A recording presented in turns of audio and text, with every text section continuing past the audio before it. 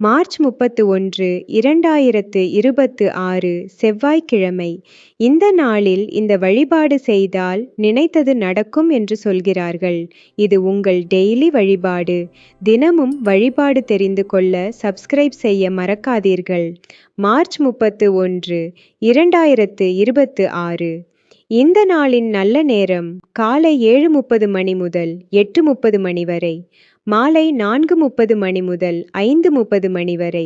ராகு காலம் மதியம் 3 மணி முதல் 4:30 மணி வரை. யமகண்டம் காலை 9 மணி முதல் 10:30 மணி வரை. இந்த நாளில் முருகப்பெருமான் வழிபாடு செய்யலாம். செவ்வாய் பகவானுக்கு உகந்த நாள் இது. வீட்டில் ஒரு தீபம் ஏற்றி செவ்வரளி அல்லது சிவப்பு நிற மலர்கள் வைத்து பூஜை செய்யலாம். இன்றைக்கு சொல்ல வேண்டிய மந்திரம் ஓம் சரவணபவ 11 முறை சொல்லலாம்.